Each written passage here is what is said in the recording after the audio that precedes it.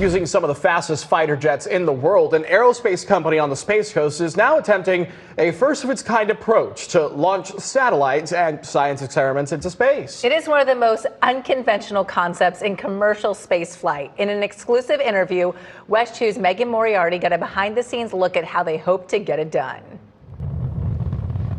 Faster than twice the speed of sound. These are the last flying ones in the world. At roughly 1,200 miles per hour, the F-104 Starfighter was built for speed. We've gotten it up to Mach 2.02. And they're right here in our backyard with plans to put satellites and science experiments into space without the giant rocket. Elon and Blue Origin, they're trucking companies. They're very big, massive rockets and satellites. Think of us not even as Uber, but Uber Eats. We're delivering something very small to a specific spot and trying to do it inexpensively. CEO Tim Franta signed on with the company this year, but Brevard County is home. I was born about 8 miles that way.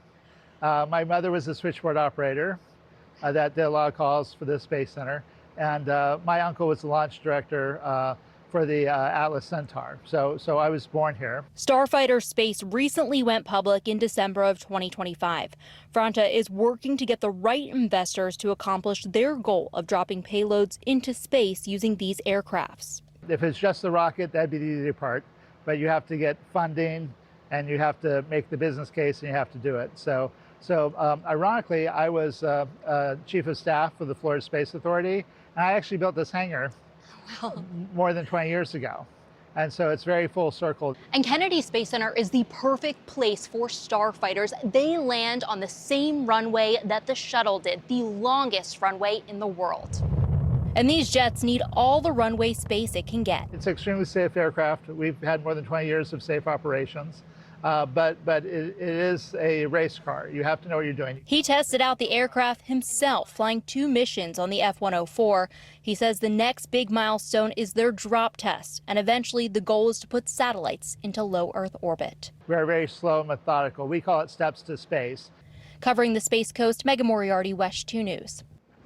It's expected the need for small satellite launches will exceed $69 billion by 2030, according to Frost & Sullivan, a global consulting and marketing research firm. Starfighters also works with military defense and partners with NASA. I wonder if Megan already put in her request for a ride-along We'll when they find allow out. the media to do that.